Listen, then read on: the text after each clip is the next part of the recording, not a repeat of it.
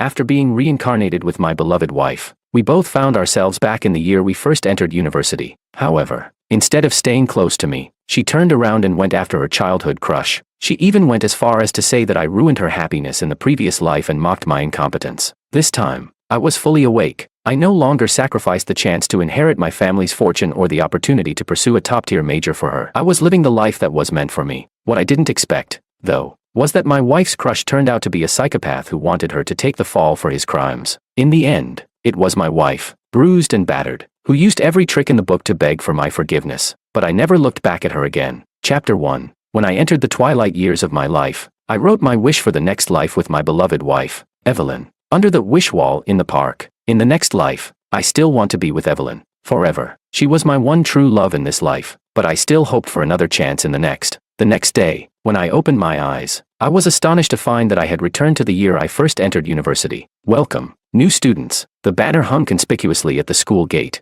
immediately bringing back memories of that time. Back then, I had resolutely given up the chance to attend a prestigious university just to study at the same one as Evelyn. After all the years of effort and pursuit, she was finally moved and accepted my confession. Thinking of this, I couldn't wait to put down my luggage and rush to her dormitory to meet her. I wonder if she has also reincarnated. On the way to see her, I couldn't stop thinking about the reunion with Evelyn. I ran frantically, but suddenly, a familiar voice came from beside me. Senior Marco, I have so much luggage. I'm so tired. Can you help me? I turned around quickly and saw Evelyn holding a suitcase, her face slightly flushed, playfully chiding the men beside her. She was still as beautiful as ever, with skin as fair as snow and long hair cascading like a waterfall. The man beside her was someone I knew all too well. He was Evelyn's crush, Marco. It was well known that Evelyn had once liked Marco. He was the first love of many girls, and countless others had pursued him. Evelyn had been one of the top contenders. Marco took the suitcase from her and smiled at her. I could see her ears turning redder. The two of them walked away, chatting and laughing.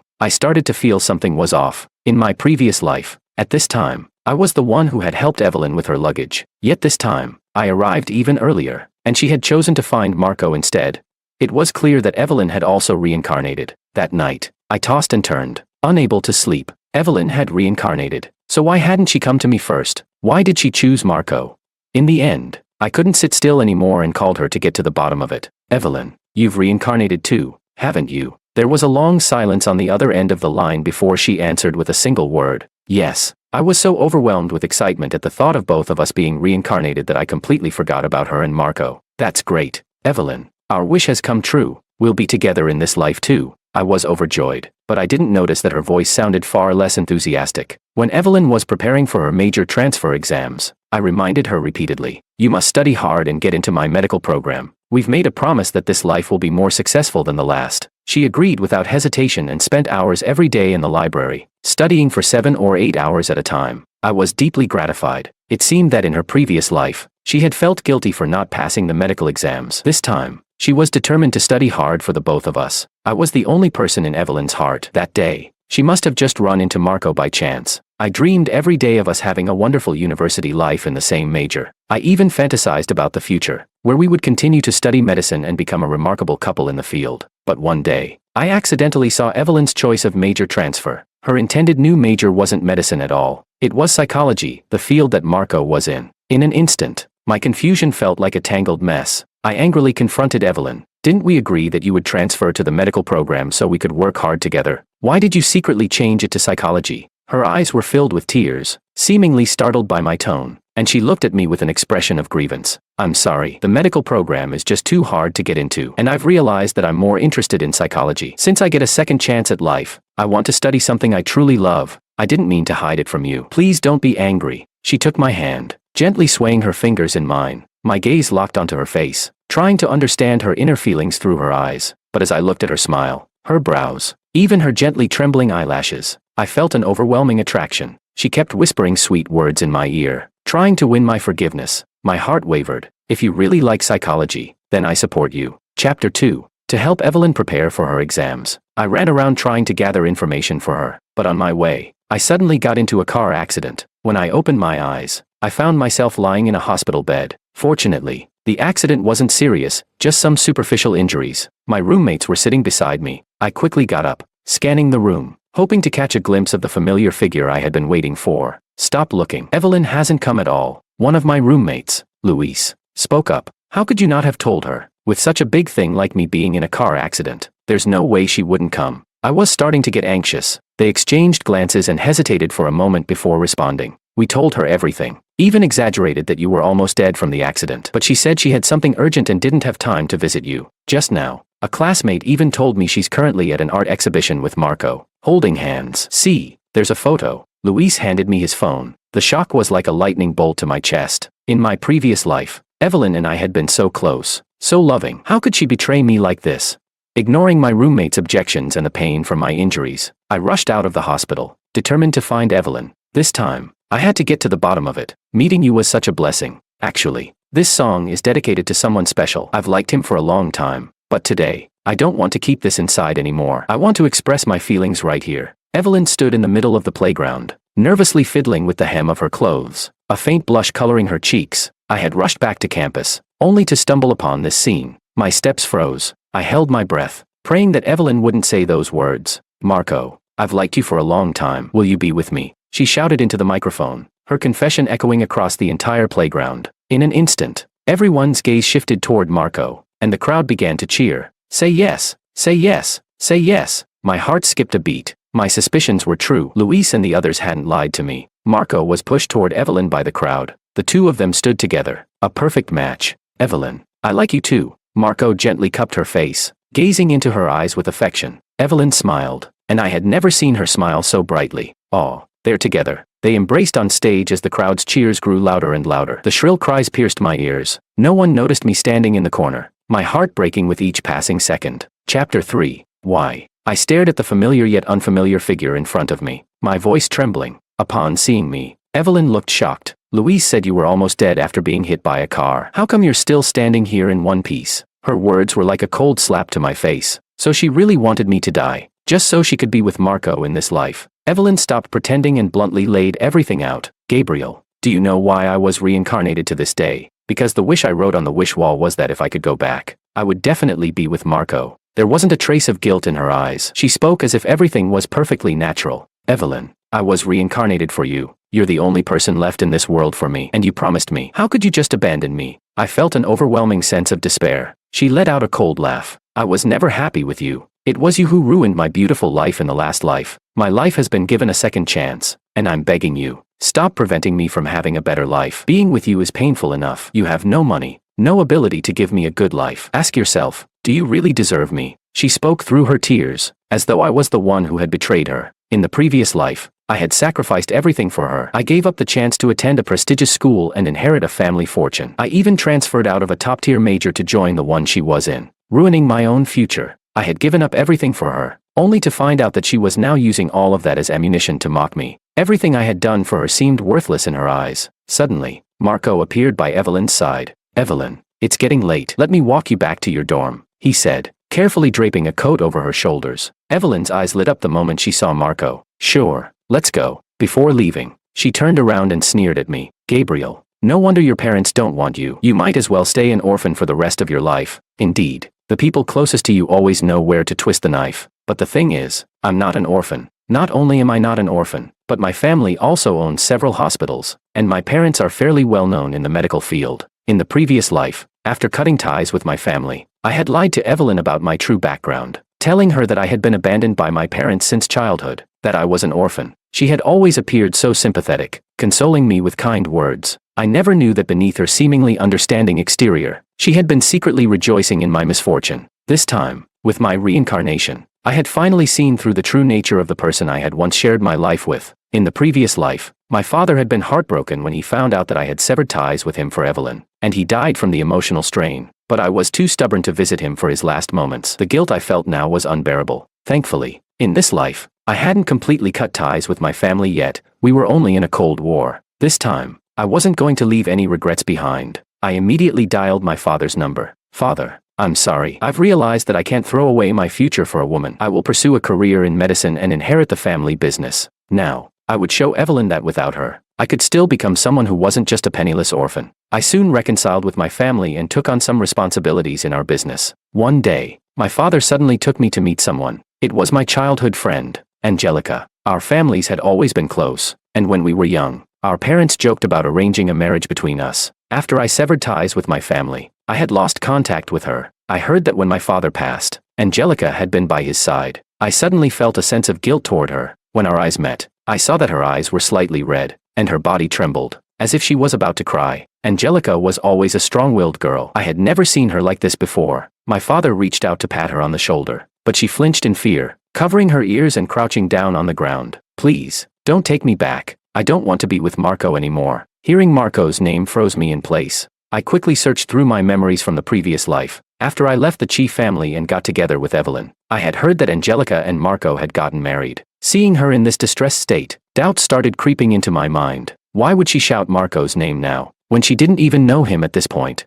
I pulled her aside, trying to calm her down while questioning her. Angelica, don't be afraid. What happened with Marco? Marco, he's a monster. He beats me every day and locks me up at home. He even tried to strangle me. At that moment, I was 100% sure I wasn't the only one who had been reincarnated. Angelica, don't worry. Now you have a second chance. I tested her a little. Sure enough, she looked up at me with wide eyes. You've been reincarnated too. I nodded and explained everything that had happened. Evelyn is really that kind of person. She deserves to be with a devil like Marco. After hearing my story, Angelica was furious. From her, I learned that while Marco appeared to be a charming and gentlemanly figure on the surface, he was actually a violent psychopath behind closed doors. In the previous life, because I had cut ties with my family, the arranged marriage between the Jean and Chi families had been cancelled. Marco went on to become a small-time celebrity in the entertainment industry. Angelica's father, in order to secure his position in the company, had forced her to marry Marco. Thinking about how all of this misfortune had happened to Angelica because of me, I felt deeply guilty. This time, I wasn't going to let her down. I reached out and took her hand, leading her toward my father. Father, the marriage contract we made when we were children now seems like a good time to fulfill it. Chapter 4. The news of my engagement to Angelica spread quickly. None of my classmates knew the truth about my family situation. They only knew that Angelica was the daughter of the Jean family. They all assumed I had latched onto a rich woman and was living off her wealth. Your ambition is huge.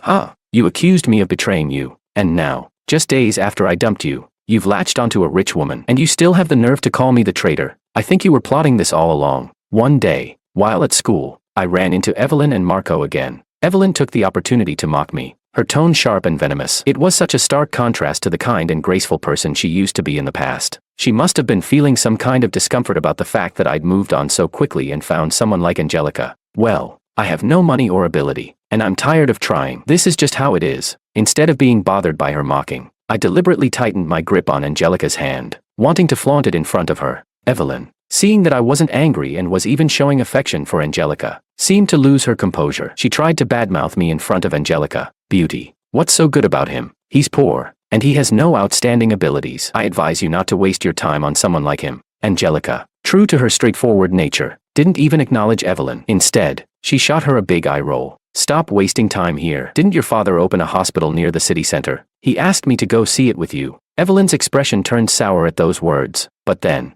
she let out a self-assured laugh. Ha ha ha. So he lied to you about his family owning hospitals. Huh. I knew there had to be something off. He's just an orphan abandoned by his biological parents, who happened to study medicine. Don't let him fool you. I casually took out a business card from my pocket and handed it to Evelyn, who was still laughing. I'm Gabriel, son of Chi Xian. My family owns many private hospitals. Oh, and the one you often visit, that's probably one of ours. This is my childhood friend, Angelica, the daughter of Jean Group, not some random rich woman. At that moment, Evelyn stopped laughing. That evening, Angelica told me that Marco had been reincarnated as well. Today, when we ran into each other, Marco kept staring at me. I knew he must have reincarnated with me. I was so scared. I got goosebumps. After some analysis, we concluded that Marco was likely deliberately approaching Evelyn. If it had been that easy for Evelyn to win over Marco in the past, she wouldn't have ended up with me later. I couldn't wait to see how she would react when she discovered that her longtime crush was actually a devil in disguise. The semester flew by, and when we returned to school for classes, I unexpectedly ran into Evelyn at the medical school. She seemed like she wanted to say something to me, but I ignored her and walked past her without a word.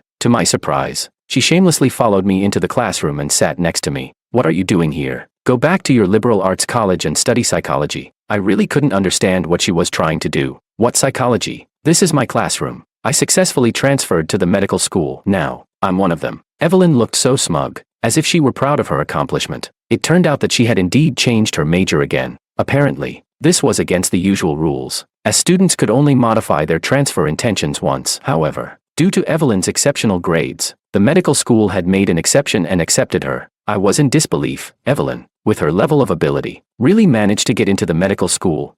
And wasn't she trying to transfer to the same major as Marco? But I didn't think too much about it. I grabbed my backpack and moved my seat, clearly rejecting the idea of sitting next to her. After class, Evelyn, like a persistent pest, clung to me. Gabriel, please don't be mad. Look, I worked so hard to get into the major that I couldn't even dream of in my last life. Before, I was wrong. We were together for so long, and in my past life, you were so good to me. You wouldn't want to abandon me in this life, right? She tried to reach for my hand, but without hesitation, I pulled it away. Stay away from me. Turning around, I saw Angelica waiting for me in the crowd. Ignoring Evelyn's pleas, I walked straight toward Angelica. Gabriel. Angelica's expression was serious. Just now, Marco came to me and tried to get back together. Chapter 5. Both Angelica and I agreed that this was all part of Marco's scheme, and we chose not to respond to either of them. Evelyn continued to cling to me every day, but each time, I decisively rejected her. A few days later, she suddenly disappeared, not coming to school for several days. I didn't think much of it. After all, in this life, I no longer needed to be tied to her. That was until today when I was at the family hospital handling some matters. As I passed by the obstetrics and gynecology department, I saw a familiar figure. Evelyn was sitting alone on a bench in the hospital, looking somewhat downcast. She noticed me too and lifted her head to meet my gaze. Tears in her eyes, she reached out her hand as if to embrace me, but I quickly pulled away. Evelyn looked hurt and wronged. I snatched the report from her hand and frowned. You're pregnant already? Is it Marco's? She bit her lip and nodded. I simply shoved the report back into her hand and said calmly, I wish you happiness. My response didn't meet Evelyn's expectations, and it seemed to shatter her composure. Gabriel, I regret it. She stood up and blocked my way. Marco only got together with me to use me. He's a psychopath. A few years ago, your father's surgery failed and killed his sister. He's been holding a grudge ever since, and he thought that the person you loved was me. So he's been trying to take me away to get back at you. Now that he thinks you don't love me anymore, he's been torturing me every day, trying to break me down. Evelyn slowly rolled up her sleeve, revealing a dense cluster of scars that were horrific to look at. No wonder Marco had gone back to beg Angelica for reconciliation. Everything he did was aimed at me. So, what do you want now? Seeing that she was willing to explain some of the truth, I reluctantly stopped. Gabriel, take me with you, please. With your family's power, it'd be easy for you to get someone out of Marco's hands. I'll have the baby and let it take your surname. Okay, I know we've never had children before, and I know that was your greatest regret in your past life. I also know you love kids, don't you? I stupidly thought that Evelyn's attempt at reconciliation was heartfelt, only to realize she wanted me to be her fallback. Evelyn still thought I was some kind of naive fool who would agree to anything. She looked at me eagerly, as if she believed I would certainly say yes. You're insane. I forcefully shoved Evelyn away, watching her fall heavily to the ground. Without a second glance, I turned and walked away, not even bothering to help her up. Gabriel, I've already apologized to you, and you still dare to treat me like this. Aren't you afraid of losing me? She screamed after me, but I didn't look back. Gabriel, I was just momentarily blinded. Don't you have any feelings for me left? It was after graduation that Evelyn came to me for reconciliation for the 83rd time. I'm marrying Angelica now. Are you coming? Since I'm sentimental, I won't ask for a wedding gift from you. I quickly sent her the wedding invitation from Angelica and me. She fell silent and didn't try to contact me again. But then, to my surprise, Evelyn actually showed up at the wedding. Only, she wasn't there to celebrate. Gabriel's father killed Marco's sister in a surgery a few years ago, and there's still no explanation. His son is living such a happy life while the rest of us are suffering. Does that seem fair to you? At the wedding, Evelyn snatched the microphone from the host and claimed she was going to expose the true face of the Chief family. She even brought out all kinds of fabricated evidence, accusing our hospital of accepting bribes. She knew everything about me, except for our family dynamics, so creating fabricated evidence against me was a breeze. The daughter of the Marco family is still restless in her grave, and their family isn't taking responsibility while they continue to thrive. How can this be fair? Evelyn managed to stir up the crowd's emotions. Some people even stood up to lead the charge, urging Angelica to open her eyes and not marry me. The scene immediately descended into chaos, with people telling Angelica to reconsider and not marry me. Before the wedding could even finish, the search term, Chief Family Hospital Kills People, skyrocketed to the trending list. Evelyn clearly wanted to destroy me, and take down the entire Chief family with it. Miss Jean, aren't you leaving yet? If you don't escape this wedding soon, the police will come to arrest Gabriel, and they'll arrest both of you. Evelyn seemed pleased with the crowd's reaction, even taunting Angelica with her words. Angelica didn't respond to her. She simply bent down and picked up the microphone that had fallen to the ground. I, Angelica, am marrying Gabriel, willingly. Not only me, But even if something happens to the Chi family, the entire Jean group will stand by them. Without following the usual wedding procedures, Angelica immediately took out the ring and slipped it onto her finger. The whole venue fell silent. It was as if everyone had been stunned by Angelica's powerful aura. She then smoothly slid the ring onto my finger as well. She even shot Evelyn a victorious glance. Evelyn's face twisted in fury. Others no longer dared to speak, silently returning to their seats. In the end, the incident still had a certain impact on the Chi family. Luckily, Jean group continued to support us, which helped us weather this storm. My father fell gravely ill because of the incident. He had always felt guilty about Marco's sister's death, but the truth was, her death had occurred because she didn't follow medical advice, causing her condition to relapse. Ultimately, she died on the operating table. My father's medical skills were renowned, yet he couldn't save her. The Marco family, however, blamed everything on him. Not long after, news came that Evelyn had married Marco. I couldn't help but sneer. No wonder Evelyn had fought so hard to ruin my wedding. It was all for a name, to get her place. After everything Marco had done to her, she was quick to return to him once he gave her a bit of sweetness. To my surprise, just days after Evelyn and Marco's marriage, something went terribly wrong. Gabriel, please, save me. I can't take Marco anymore. Evelyn was kneeling at my doorstep, crying hysterically, her hair a mess, looking utterly disheveled. Marco, he killed my daughter with his own hands. She was his biological daughter. All she did was say one thing, and he killed her. Her emotions were so wild. It seemed like she was nearing the brink of collapse. Anyone who heard this would feel sympathy, and Angelica hesitated for a moment, wanting to open the door for her, but I stopped her. Don't you remember what happened at the wedding? If Marco calls her back with a snap of his fingers, she'll go right back to him, and we'll be the ones who suffer. Angelica thought for a while, then nodded, pulling her hand back. Gabriel, I'm begging you. What's wrong with me? I was tricked by Marco last time. He told me you and Angelica had already been together, so I ruined your wedding out of spite. I was just too emotional. Please don't ignore me. Faced with her pleading, I responded coldly. Marco didn't lie to you. We've been engaged for a long time. We've been together since childhood. She froze, then collapsed onto the ground in shock. Her eyes went blank for a long time before they began to redden. Eventually, something seemed to snap inside her, and she fainted. Calling the ambulance was the greatest kindness I could offer her. Chapter 6. The next time I heard news of Evelyn, it was being spread around that she had killed her own child. Marco had personally taken Evelyn to court. She was beaten half to death by Marco, her child lost, and in the end, she was betrayed by him, forced to take the blame for his actions. Marco is like this. Angelica sighed deeply. Evelyn has no background or connections, and it looks like she'll definitely lose this case. During the trial, Angelica and I sneaked in to observe as spectators. Evelyn stood in the defendant's seat, her face pale, her eyes filled with helplessness and despair. The judge's voice echoed in the vast courtroom, while Marco's lawyer's words seemed aimed solely at Evelyn. But Evelyn couldn't afford a proper lawyer. After marrying Marco, she was stripped of her right to work, had no money, and was completely at Marco's mercy. In this life, she willingly chose to be a housewife. But now, seeing her in such a miserable state, it was clear that she was reaping what she had sown. The forensic report came out, showing clear signs of strangulation on the child's neck, indicating that the child had been intentionally harmed and killed. Your Honor, I never imagined I'd marry such a cruel woman who would strangulate her own child to death. You don't know how happy I was when I first became a father, but my daughter was only 4 years old. Every time I think about how she was taken from this world so young, it feels like my heart is being torn apart. Marco stood up, his voice full of emotion as he addressed the judge, narrating his grief. No wonder he used to be an actor. His performance is convincing. Angelica gritted her teeth, and I saw her nails dig into her palms in anger. Anyone who had been treated like this by a scumbag in a previous life would feel anger bubbling up when facing that same person now, watching them try to frame someone else. Marco's lawyer also rose, presenting a case and evidence that seemed solid and well-prepared. It was my child. How could I possibly kill her? Evelyn cried out in anguish. Her child had been killed, and now she was forced to take the fall for the murderer. It was beyond what any ordinary person could endure. Evelyn completely broke down in the courtroom, her appearance unrecognizable in her hysterical state. She lifted her tearful eyes and caught sight of me sitting in the audience. She hesitated for a moment.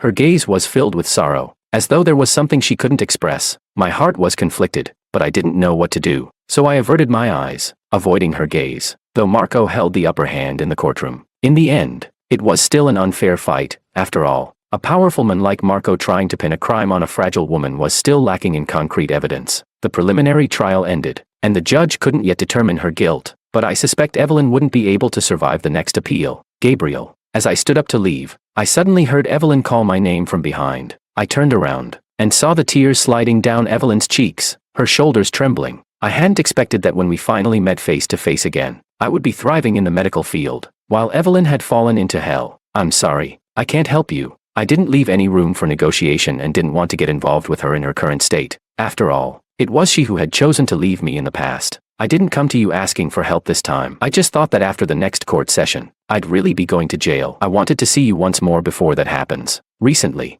I keep dreaming about us in the past life. Back then, I really didn't like you, and all my love was an act. But now, I can't help but miss you constantly. In that life, you would support any choice I made, and you would always be there behind me, protecting me. Without Angelica, you would still choose to forgive me, wouldn't you? She suddenly threw the question at me. No. And even if there's a next life, I would still choose Angelica, I replied without hesitation. Evelyn was silenced by my words. She wiped away the tears at the corner of her eye, took a deep breath, and after a long pause, finally spoke. All right, I understand. Chapter 7. I never expected that the situation with Marco and Evelyn would take a turn. It seemed that Evelyn had decided to go all in, exposing all of Marco's actions, risking her reputation to bring him down. Marco couldn't withstand the wave of public pressure and was soon being criticized by netizens. It turned out that Marco had fallen out with the company he had partnered with in his previous life. In the past, Marco's success had been largely due to the backing of the Jean family. This time, with the Jean family no longer supporting him, other companies were unwilling to invest in his abilities. Angelica took things a step further.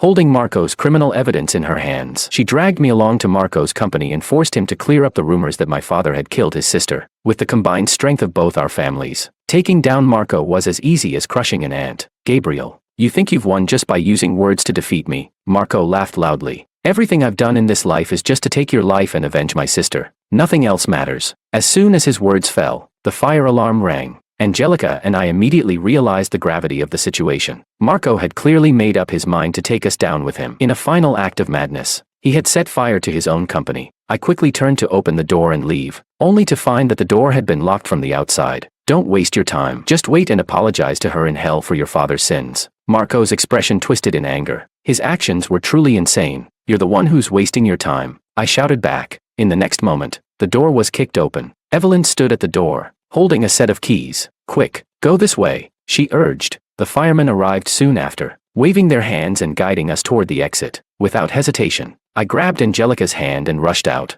Marco realized things were going wrong and tried to follow us, but Evelyn suddenly stepped in front of him, throwing all her strength into knocking him down. Look carefully, Marco. The one who's going down with you today is me. She tried to pin him to the ground, but her strength was no match for Marco's. He easily threw her off. However, Evelyn was prepared. She quickly pulled out a sharp knife from behind her and pressed it to Marco's throat, closing in step by step. Choose your death, Marco. You can die by my knife, or you can burn to death in the fire. Your choice. Once I was outside, I directed the firemen back to the scene to help Evelyn. Despite the confrontation with Marco, Evelyn noticed me. In that fleeting moment, I saw a hint of reluctance in her eyes. Evelyn suddenly threw the keys out the window, kicked away the obstacle blocking the door, and with a loud bang, the door slammed shut. Without the keys, the firemen couldn't open the door, and with the fire spreading, they had no choice but to give up. I, on the other hand, had inhaled too much carbon monoxide and lost consciousness. When I opened my eyes again, I found myself back in my 80-year-old body. However, this time, the person sitting beside me was Angelica. Where are Marco and Evelyn? I asked as I sat up. She furrowed her brow, looking puzzled. They've been dead for decades. Don't you remember? She replied. I looked out the window, and as the days passed, I realized that the memories of my past life were starting to fade. After a few days, I could no longer remember Evelyn at all.